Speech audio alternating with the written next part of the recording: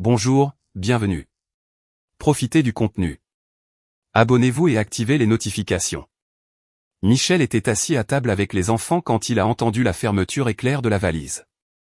Véronique est apparue dans le couloir, un billet d'avion à la main, et a annoncé comme si c'était une décision anodine qu'elle partait en Corse avec Grégoire et Diane. Elle a dit qu'elle avait besoin de se vider la tête, de se ressourcer, de déconnecter. Mais elle n'a pas demandé s'il pouvait s'occuper des enfants. N'a pas vérifié s'il aurait le temps. N'a même pas expliqué d'où venait cette soudaine proximité avec les voisins. Tout a été présenté comme un fait accompli, comme s'il n'avait même pas le droit de donner son avis. Les yeux de Michel s'écarquillèrent d'incrédulité. Il a traité Véronique de folle, lui a demandé si elle avait perdu la tête, si elle pensait vraiment qu'il était normal de quitter la maison du jour au lendemain pour une semaine entière en voyage avec les voisins, et de le laisser en charge des jumeaux comme si c'était une sorte de faveur. Elle a répondu froidement, disant que tout était déjà arrangé, qu'elle avait besoin de ce temps, et qu'il devrait comprendre. Il a essayé de la presser, a demandé ce qui se passerait exactement pendant ce voyage, qui d'autre serait là, si elle avait oublié qu'ils étaient au milieu d'un important projet scolaire avec les enfants. Elle a juste levé les yeux au ciel et a dit qu'elle avait besoin de temps pour elle, et c'était tout. Elle a tourné les talons, a traîné sa valise dans le couloir et est partie comme si de rien n'était. Cette nuit-là, il a relu de vieilles conversations, des horaires étranges, des disparitions l'après-midi excusées par le travail. Véronique prétextait des réunions de dernière minute, blâmait des charges de travail écrasantes, mais il y avait toujours un parfum différent quand elle revenait. Certains jours, son maquillage était plus élaboré que d'habitude, son sourire plus vide. Le coup de grâce est venu quand il a essayé d'accéder à leur calendrier en ligne partagé, celui qu'ils utilisaient depuis la naissance des jumeaux, et a réalisé qu'elle avait restreint son accès au cours des dernières semaines. Il a créé un autre compte pour vérifier. Les vides étaient remplis de noms génériques et de fausses réunions. L'air à l'intérieur de la maison semblait lourd, et pour la première fois, il s'est senti comme un invité dans sa propre famille. Le lendemain matin, après avoir déposé les enfants à l'école, Michel est passé au travail juste pour signer des documents et parler à son patron. Il a expliqué qu'il faisait face à un problème personnel et voulait prendre des vacances immédiates. Sa demande a été approuvée. De retour à la maison, il a tout organisé avec précision. Des sacs à dos avec des vêtements légers, des documents, les médicaments des enfants, son ordinateur portable avec le télétravail en pause, des cartes internationales, et un plan qui prenait encore forme dans son esprit. Il n'avait pas l'intention de la confronter publiquement, encore moins de faire une scène. Son objectif était simple, suivre discrètement le voyage de Véronique et comprendre ce qui se passait vraiment. Si elle avait le courage de cacher des choses, il aurait le courage de les découvrir. Au milieu de la nuit, il a acheté les billets. 3 places. Même destination avec une escale à Marseille. Les enfants se sont réveillés tôt, excités à l'idée de voyager. Il leur a dit que ce serait une aventure surprise. Chloé a demandé si maman était au courant. Il a répondu que ce serait une surprise pour elle aussi. À l'aéroport, il s'est assis avec les enfants pour boire un jus et a vérifié l'application de localisation, la même que Véronique avait oublié de désactiver il y a des mois. Le point vert montrait qu'elle était déjà arrivée sur l'île. Au lieu de se sentir plus calme, il s'est senti exposé, comme si c'était lui qui faisait quelque chose de mal. Il a pris une profonde inspiration, s'est concentré sur les enfants, et s'est répété que parfois, suivre quelqu'un est le seul moyen de ne pas perdre la personne que l'on aime. Après avoir débarqué, il a loué une petite voiture et a conduit jusqu'à la marina principale. Ses yeux cherchaient des indices, des yachts aux noms familiers, des drapeaux français, tout ce qui semblait déplacé. Ils ont séjourné dans une simple maison d'hôte avec une cuisine, et il a dit aux enfants qu'ils auraient des leçons de voile avec un capitaine expérimenté. C'est là qu'il a rencontré Henri, un homme à la peau burinée et aux mains calleuses vivant seul sur un voilier ancré à proximité. Quand Michel a expliqué qu'il cherchait quelque chose de différent pour ses enfants, Henri est resté silencieux un moment, puis a simplement dit « Je peux vous montrer la mer. Le reste dépend de vous. » Michel a accepté. Il a fait un paiement symbolique en échange des premiers jours à bord de Elle, Aurore boréale, d'Henri. Les enfants ont adoré l'idée. Ils ont commencé à aider à des tâches simples, à écouter les histoires du capitaine, à apprendre à régler les voiles, à identifier les étoiles et à utiliser un compas. C'était comme si, instinctivement, tout le monde savait qu'il vivait quelque chose d'hors du commun. La première nuit à bord du bateau, Michel est resté éveillé à regarder la mer. Il pensait à Véronique, mais aussi à lui-même, au nombre de fois où il avait reporté ses projets pour la soutenir, à la façon dont il avait toujours essayé de maintenir la famille debout. Maintenant, c'était comme si chaque vague emportait un peu de ceux qui avaient été blessés. Même sans comprendre entièrement comment, il sentait déjà qu'il ne serait plus le même homme qui était monté dans cet avion avec ses enfants. Et pour la première fois, ce sentiment portait un soupçon de liberté. Henri était le genre d'homme qui parlait peu, mais chaque mot qui sortait de sa bouche semblait chargé d'histoire. Le premier jour à bord du voilier, Michel observait chaque mouvement du capitaine, essayant de comprendre comment quelqu'un pouvait vivre tant d'années en mer, seul, sans personne qui l'attende à terre. Les enfants furent rapidement enchantés. Chloé posait des questions sans arrêt, et Henri, malgré son air bourru, répondait patiemment. Caleb s'est intéressé aux cartes et à la barre. Michel a remarqué que cette routine, qui au début n'était qu'une distraction, commençait à devenir un espace sûr. À bord de elle, aurore boréale, les jours passaient simplement, entre les corvées, les conversations et les silences confortables. C'est là, entre les manœuvres et les réglages de voile, qu'Henri a commencé à raconter son histoire. Il a dit qu'il avait eu une fille, Béatrice, mais qu'après le divorce, il avait tout perdu, la maison, le contact avec elle, même le droit d'appeler aux dates importantes. Son ex-femme l'accusait d'être absent, égoïste, et un juge qu'il a à peine regardé a scellé la séparation permanente. Henri n'a jamais eu le courage de se battre. Il a dit qu'au début, il a essayé d'écrire des lettres, mais n'a jamais eu de réponse. Un jour, il a réalisé qu'il ne connaissait plus la couleur des yeux de sa fille, et cela lui a fait plus mal que n'importe quelle sentence de tribunal. Alors il est parti en mer, où rien ne demandait d'explication. Michel écoutait en silence, comprenant de plus en plus pourquoi ce vieil homme avait accepté son offre si facilement. Ils partageaient la même blessure, même si par des chemins différents. Le lendemain matin, Henri a invité Michel à naviguer un peu plus loin de la côte, disant qu'il y avait un lieu touristique que les familles visitaient habituellement à certaines saisons. Michel a accepté. C'était une chance de sortir des sentiers battus, de voir quelque chose de nouveau, et peut-être de croiser Véronique. Ils ont navigué pendant environ 1 heure jusqu'à atteindre une crique partiellement cachée par des rochers. Henri a montré quelques bateaux ancrés là, des yachts luxueux avec des noms fantaisistes peints sur les flancs. Michel a saisi les jumelles et a commencé à observer de près. Un bateau a immédiatement attiré son attention. Il portait le nom « Océan 2 », peint en lettres dorées. C'était le même nom qu'il avait vu sur l'un des relevés de carte de crédit de Véronique des semaines plus tôt. Une dépense importante pour une location premium, qu'elle avait juré être une erreur du système. Michel a ajusté la mise au point. Sur le pont, il a vu Diane rire en servant des boissons. Quelques minutes plus tard, Grégoire est apparu torse nu, enlaçant quelqu'un. Quand Véronique est apparue, tout autour de lui a semblé disparaître. Elle portait un maillot de bain imprimé, les cheveux attachés nonchalamment, un verre à la main. Elle avait l'air légère, à l'aise, comme si elle était à sa place. Tous les trois se comportaient avec une grande intimité, des sourires faciles, des regards suggestifs. Elle s'est penchée sur Grégoire, puis a chuchoté quelque chose à l'oreille de Diane. Michel a baissé les jumelles. Son estomac s'est noué. Son cœur s'est emballé. C'était là, la confirmation qu'il n'avait jamais voulu voir, mais dont il avait toujours su l'existence. Eux trois. Ce n'était pas juste un voyage entre voisins. C'était un triangle parfaitement arrangé où il était le dernier à savoir qu'il n'avait jamais fait partie du jeu. Il est descendu dans la cabine du voilier, s'est assis à côté de la barre et est resté silencieux. Henri est entré peu après. Il a vu le visage de Michel et a compris sans qu'un mot ne soit prononcé. Ils sont restés assis là quelques minutes, chacun avec ses propres fantômes. Puis Henri a dit, la mer n'a l'air calme que de loin. Beaucoup de gens deviennent fous, non pas à cause des tempêtes, mais à cause du silence. Michel a répondu qu'il ne savait pas quoi faire, qu'il avait des enfants, qu'il ne pouvait pas prétendre que ce n'était qu'une erreur de plus. Henri a simplement dit, alors ne prétendez pas construisez quelque chose de nouveau.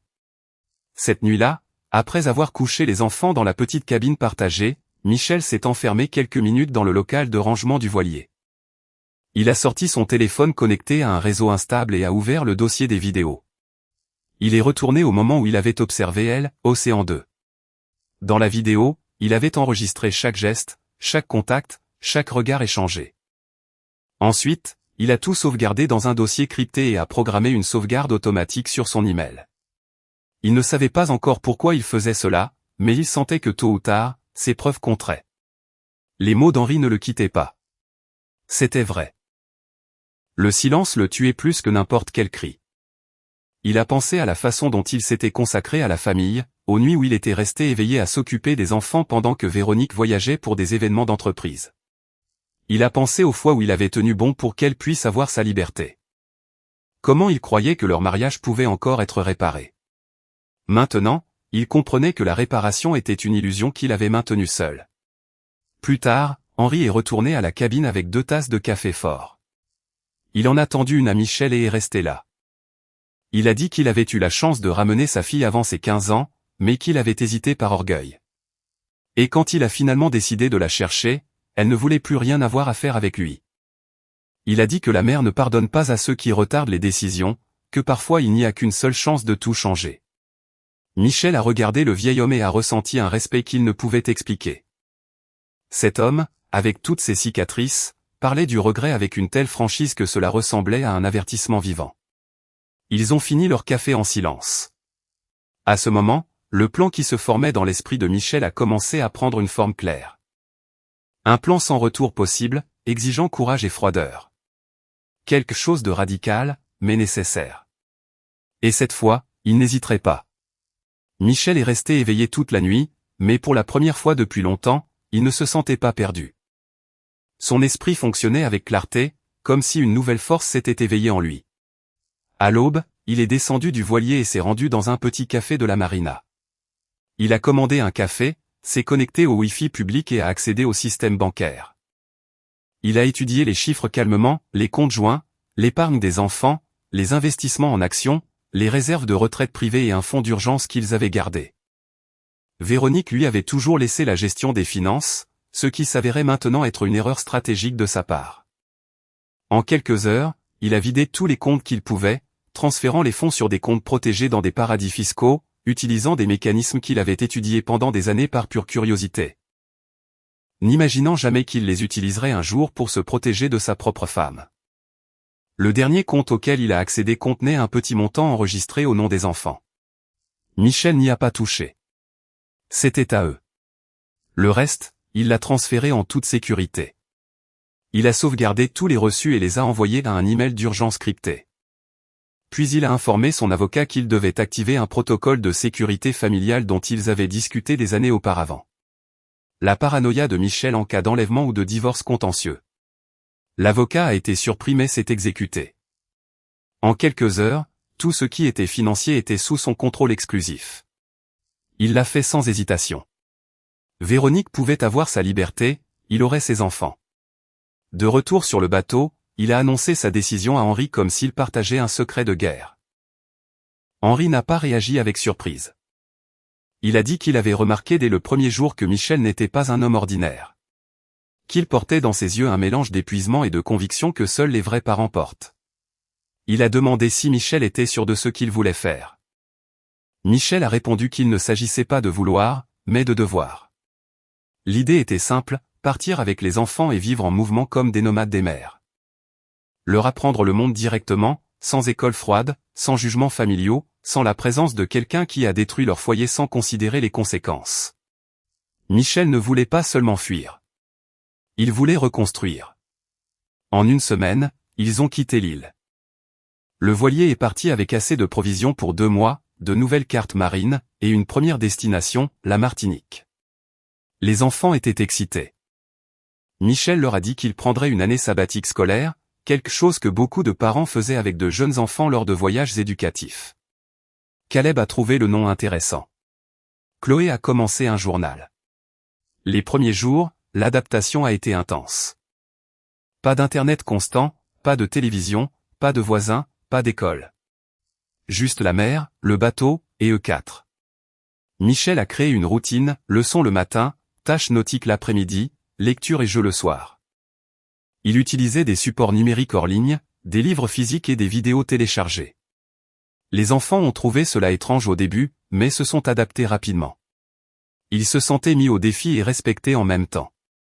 En Martinique, ils ont accosté pendant 5 jours. Michel a organisé des visites culturelles, exploré les marchés locaux, a appris aux enfants les devises étrangères et a parlé avec les commerçants dans un français simple, les encourageant à essayer de communiquer. Chloé a acheté un nouveau carnet pour dessiner des paysages. Caleb s'est passionné pour la cuisine et a commencé à noter des recettes. De là, ils se sont dirigés vers Lisbonne, où ils sont restés 20 jours. Henri connaissait bien la côte portugaise et a obtenu des places de marina à des prix symboliques. Pendant ce séjour, Michel a commencé un master en ligne en éducation et développement de l'enfant. Il voulait mieux se préparer à enseigner à ses enfants, mais aussi à construire un plan à long terme au cas où il devrait un jour retourner à terre. Ils sont passés par les îles grecques, le long des côtes italiennes, puis ont mis le cap sur les Açores et le Cap-Vert. Dans chaque endroit, ils ont appris quelque chose de nouveau. Au Cap-Vert, ils ont participé à un projet de volontariat aidant les communautés à purifier l'eau. Michel a utilisé des filtres portables et a appris aux résidents comment entretenir le système. Les enfants ont participé activement. Henri, malgré son âge, portait des bidons et riait avec les enfants locaux. Dans des moments comme ceux-ci, Michel a réalisé que cette fuite était devenue autre chose, un acte de transformation. Le vieux marin, qui ne portait autrefois que des souvenirs amers, souriait maintenant avec fierté. Les enfants ont appris plus en 6 mois de voyage qu'en 2 ans d'école. Géographie, histoire, langue, solidarité, tout a été vécu de première main. La vie en mer avait ses propres défis. Une nuit, une tempête les a forcés à rester ancrés pendant 2 jours d'affilée dans une crique isolée. Les enfants avaient peur, mais Henri leur a appris à tout sécuriser, et Michel est resté calme. Ils ont dormi ensemble dans la même cabine, racontant des histoires et inventant des chansons pour couvrir le bruit du vent. C'est dans des situations comme celle-ci que leur lien s'est renforcé. Michel sentait que les enfants lui faisaient confiance comme jamais auparavant. Ils ne posaient pas de questions sur leur mère. Peut-être parce qu'ils savaient que son absence n'était pas quelque chose qu'ils pouvaient expliquer. Ou peut-être parce qu'au fond, ils sentaient que ce moment était plus grand que n'importe quel souvenir laissé derrière. Pendant qu'ils naviguaient dans les eaux internationales, Véronique commençait à sentir le poids des choix qu'elle avait faits.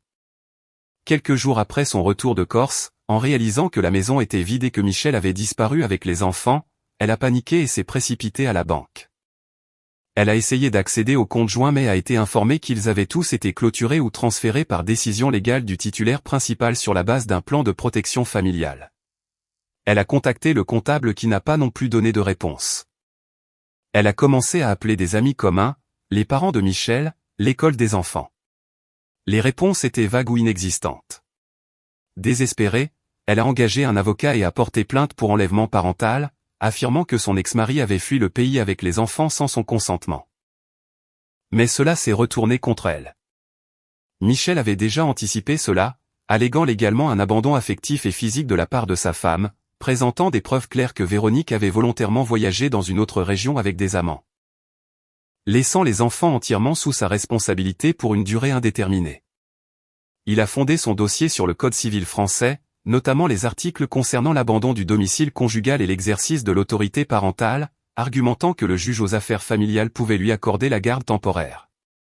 De plus, Michel a joint des captures d'écran, des images du yacht Océan 2, des relevés de dépenses par carte de crédit, tout indiquant un comportement incompatible avec celui d'une mère responsable. Avec l'aide de son avocat, il a obtenu une ordonnance de protection en référé, invoquant un risque pour le bien-être émotionnel et physique des enfants s'il retournait sous la garde de Véronique à ce moment-là. Comme il se trouvait dans les eaux internationales, mais avec un enregistrement légal en France, le juge a accordé une injonction provisoire en faveur de Michel. Cela a empêché tout mandat de perquisition ou gel de ses comptes bancaires. L'avocat a également déposé préventivement une demande de garde internationale temporaire en vertu de la Convention de La Haye, qui protège légalement les mineurs emmenés à l'étranger par un parent dans des cas justifiés. Véronique a tenté d'alléguer l'aliénation parentale, la diffamation, l'abus financier. Elle a demandé une pension alimentaire d'urgence, le gel des avoirs, la suspension des passeports, tout a été refusé. Le juge a souligné les incohérences dans son comportement et a statué qu'en abandonnant volontairement le domicile et en dissimulant des relations parallèles qui pourraient mettre psychologiquement en danger les enfants, elle avait perdu ses droits de garde immédiats. Elle pouvait encore inverser la situation, mais seulement après avoir démontré sa stabilité, son engagement et s'être soumise à une évaluation psychologique supervisée. Et cela prendrait des mois, peut-être des années. Isolée et sans accès aux ressources, Véronique a cherché le soutien de Grégoire, qui l'a ignoré. Diane a bloqué ses contacts. Des amis proches ont coupé les ponts. L'un d'eux a même dit, elle récolte ce qu'elle a semé. Sa réputation sociale a commencé à s'effondrer. Les messages qu'elle recevait autrefois avec des invitations à des fêtes ou des déjeuners ont été remplacés par le silence et des sourires en coin dans les couloirs. Elle a essayé de se justifier, disant que Michel était contrôlant, qu'il l'avait exposé, que l'affaire n'était qu'une réaction à des années de froideur conjugale. Mais personne ne voulait écouter. Même ses propres parents, honteux de la situation, lui ont demandé de prendre du temps et de rester à l'écart des réseaux sociaux. Après avoir passé un an en mer, le rythme semblait naturel. Chloé maîtrisait la navigation de base et aidait Henri à régler les voiles avec agilité et confiance. Caleb cuisinait habilement, apprenant des recettes de différentes cultures et improvisant avec ce qui était disponible dans le garde-manger. Michel avait terminé la moitié de son master et écrivait déjà des articles sur l'éducation alternative pour des plateformes internationales. Il était invité à des forums, des interviews, des webinaires sur l'enseignement nomade et l'éducation émotionnelle des enfants. Il est rapidement devenu une référence parmi de petits groupes de parents voyageurs et d'éducateurs indépendants. Ils ont commencé à documenter une partie du voyage avec de courtes vidéos et des journaux de bord photos sur des profils privés accessibles uniquement à des amis proches et à des éducateurs de confiance. Michel contrôlait strictement ce qui pouvait ou ne pouvait pas être publié, protégeant le visage des enfants, le nom du voilier et leur emplacement exact. Il était prudent quant à l'exposition, mais ressentait une fierté sincère pour ce qu'il construisait. Pourtant, il y avait des moments de silence dans les yeux des enfants que même la routine de la mère ne pouvait cacher. Lors de dates symboliques comme la fête des mères ou l'anniversaire de Véronique, des questions inévitables surgissaient. Chloé a pleuré discrètement une nuit après avoir écrit dans son journal et a demandé si sa mère les avait vraiment abandonnés pour toujours. Caleb, plus réservé, disait qu'il allait bien, mais évitait de regarder directement son père à ces occasions. Michel a senti l'impact mais a préféré ne pas édulcorer la réalité. Il s'est assis avec eux calmement et a expliqué que les adultes prennent des décisions qui blessent les autres même quand ils pensent avoir raison. Il a dit que leur mère avait fait des choix difficiles, qu'il avait aussi dû faire les siens, et que tout cela faisait partie d'un processus que personne n'avait choisi seul. Il a expliqué qu'il ne fuyait pas, qu'il se protégeait. Que parfois, même les personnes que nous aimons profondément peuvent faire des choses qui nous blessent. Mais que cela ne rendait pas cette personne entièrement mauvaise, juste humaine. Michel évitait de peindre Véronique comme une méchante. Il disait qu'elle traversait une période difficile, qu'elle leur manquait probablement aussi, mais que pour le moment, il n'était pas encore sûr pour eux trois de se réunir. Ces paroles n'étaient pas prononcées avec colère. Elles étaient dites fermement, mais avec empathie. Il voulait que les enfants aient de la clarté sans nourrir la haine, et avec cela, il a réussi à planter la compréhension au lieu de la douleur.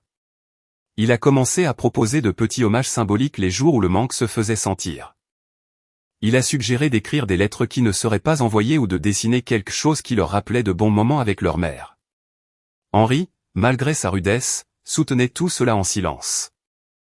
Une fois, il a donné un coquillage à Chloé et lui a dit qu'elle pouvait lui murmurer dedans chaque fois qu'elle voulait dire quelque chose à sa mère. Caleb a assemblé une boîte avec des objets représentant de bons souvenirs, comme un bracelet que Véronique lui avait fait il y a des années et une vieille photo de famille. Cela a créé un canal silencieux entre eux et le passé, reconnaissant la douleur sans y être emprisonné. Michel savait que le temps ferait son œuvre.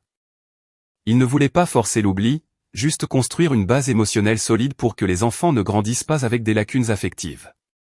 À chaque nouveau port, il leur rappelait que ce voyage n'était pas seulement physique, mais aussi émotionnel. Et même au milieu des difficultés, il renforçait le fait qu'ils étaient ensemble, qu'il y avait de l'amour, de la sécurité et un but. Lentement, les questions sur Véronique sont devenues moins fréquentes. Non par indifférence, mais parce que les enfants ont commencé à accepter que la vie avançait différemment.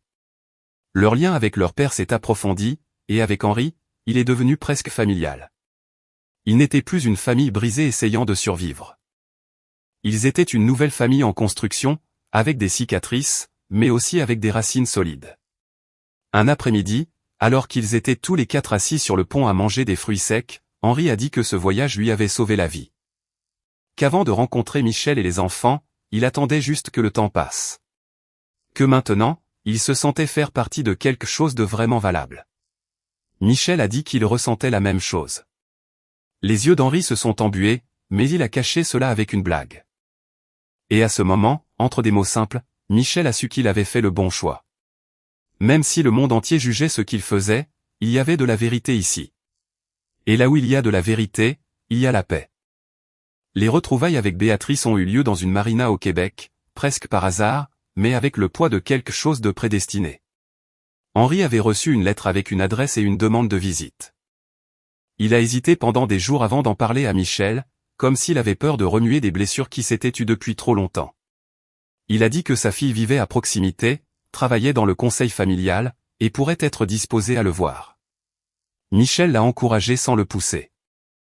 Henri y est allé seul et est revenu des heures plus tard, les yeux rougis, parlant peu. Le lendemain, Béatrice est venue au voilier. C'était une femme confiante, au parler direct.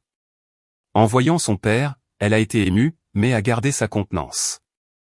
Elle a dit qu'elle avait passé des années en colère, se sentant abandonnée, et qu'il lui avait fallu beaucoup de temps pour accepter que son père avait ses propres limites.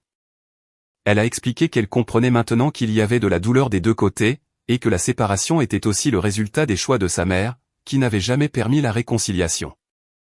Béatrice a serré Henri dans ses bras, mais a clairement indiqué que leur lien devrait être reconstruit lentement. Quand elle a rencontré Michel et les enfants, elle a été surprise. Caleb lui a expliqué comment fonctionnait la barre. Chloé lui a montré un carnet de croquis des endroits qu'ils avaient visités. Béatrice les regardait, écoutant attentivement chaque mot.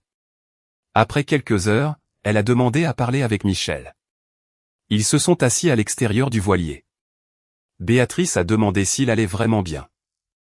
Michel a dit qu'il allait mieux qu'il ne l'avait imaginé.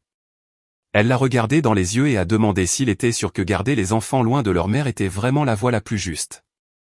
Elle a dit qu'elle comprenait ses raisons, qu'elle savait ce que c'était de grandir avec des manques affectifs, mais que parfois le père qui surprotège répète les erreurs même qu'il s'était juré de combattre.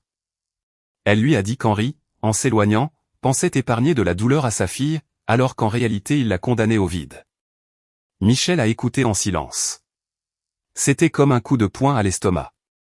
Il a passé le reste de la journée à retourner ces mots dans son esprit. Cette nuit-là, il s'est assis à la proue du voilier, regardant le reflet de l'eau. Il a pensé à ses enfants, à la façon dont ils évitaient de parler de Véronique, aux lettres non envoyées, aux dessins secrètement gardés. Il a aussi pensé à ses propres motivations. C'était vrai qu'il voulait les protéger, mais une partie de lui voulait aussi punir Véronique, lui montrer qu'elle avait tout perdu. Il devait se faire face. Le lendemain matin, il a appelé Henri et lui a annoncé sa décision. Il emmènerait les enfants retrouver leur mère. Pas comme un retour permanent, mais comme une chance de reconstruire quelque chose. Henri a acquiescé sans grand discours. Il a juste posé une main sur l'épaule de Michel et a dit que c'était la chose la plus difficile et la plus belle qu'un père puisse faire. Après un contact discret avec l'avocat et quelques semaines de préparation, Michel a voyagé avec les enfants en France. Ils ont retrouvé Véronique dans un refuge où elle travaillait comme coordinatrice pour les femmes vulnérables. Elle avait l'air différente. Les cheveux plus courts, des vêtements simples, une expression fatiguée mais plus calme que la dernière fois qu'il l'avait vue. Quand elle a vu Caleb et Chloé, elle s'est figée un instant, puis a fondu en larmes. Les enfants sont également restés immobiles. Chloé a été la première à s'approcher. Caleb a suivi. Il n'y a pas eu de câlins immédiats. Ils se sont juste tenus proches, se regardant comme si leurs yeux vérifiaient s'ils pouvaient encore faire confiance. Les jours suivants, ils ont eu des rencontres courtes, toujours avec un médiateur. Véronique a expliqué qu'elle avait subi une évaluation psychologique, commencé une thérapie, laissé derrière elle la vie sociale qu'il a consumée autrefois, et consacrait maintenant ses journées à réparer autant que possible les erreurs du passé. Elle a dit qu'elle n'attendait plus un pardon immédiat, juste la chance d'être présente de temps en temps. Les enfants écoutaient, posaient peu de questions. Michel observait tout avec un cœur partagé, mais sûr d'avoir pris la bonne décision. Quand ils sont retournés au voilier, Chloé a laissé un mot pour sa mère dans son sac. Caleb a écrit un email plus tard. De petits gestes montrant que le pont, bien que fragile, commençait à se construire. 6 mois plus tard, lors d'une traversée calme au large de la Polynésie française, Henri est mort dans son sommeil. Michel l'a trouvé le matin, allongé les bras croisés sur la poitrine, un léger sourire sur le visage, et le journal de bord à côté de lui. L'impact a été silencieux mais dévastateur. Les enfants ont pleuré, s'accrochant à leur père. Michel a eu l'impression d'avoir perdu le pilier qui avait soutenu sa propre reconstruction. Il a organisé une petite cérémonie en mer avec des fleurs, des coquillages et des souvenirs dispersés sur l'eau. Béatrice a voyagé pour lui dire au revoir. Pendant la cérémonie, elle a lu à haute voix une lettre qu'Henri avait laissée. Il y disait qu'il avait trouvé en Michel le fils que la vie lui avait refusé, que les petits-enfants qu'il n'avait jamais eus étaient des cadeaux tardifs du destin, et que son dernier souhait était que elle, Aurore boréale, continue de naviguer avec un but. Henri avait également laissé des instructions légales. Il nommait Michel comme héritier direct du voilier, et d'une somme discrète conservée dans des coffres au Québec, résultat d'années de petits investissements. Michel a utilisé une partie de l'argent pour rénover le bateau et transformer un compartiment en bibliothèque et salle d'études. Avec le reste, il a créé un fonds éducatif au nom d'Henri pour des projets axés sur l'éducation nomade. Béatrice a décidé de monter à bord pour un temps. Elle a dit qu'elle voulait faire l'expérience de ce que son père avait construit et comprendre cette vie de près. Sa présence a apporté un nouvel équilibre. Les conversations avec Michel sont devenues plus fréquentes, plus intimes. Sans précipitation, sans promesse. Juste deux adultes essayant de guérir leurs histoires tout en offrant aux enfants un nouveau type de stabilité.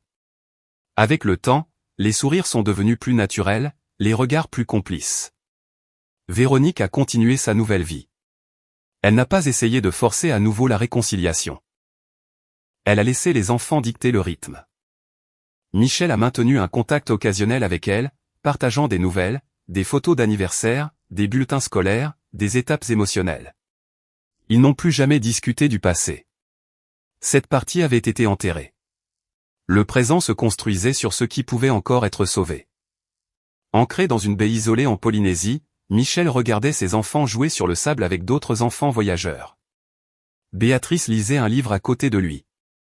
Elle, Aurore boréale, tanguait doucement, et à ce moment, il a compris que la douleur qu'il avait jetée à la mer l'avait involontairement conduit directement à la vie qu'il n'avait jamais imaginée. Une vie avec de la vérité, des liens et de nouveaux départs. Pas d'applaudissements, pas de vengeance. Juste la certitude qu'il avait fait ce qui était juste, même quand tout criait le contraire. Parce que parfois, aimer signifie laisser partir, mais aussi savoir quand revenir. Et à ce moment-là, il était exactement là où il était censé être. Merci d'avoir regardé la vidéo. Si vous l'avez apprécié, n'oubliez pas de vous abonner à la chaîne et d'activer les notifications pour ne manquer aucune mise à jour. À la prochaine fois.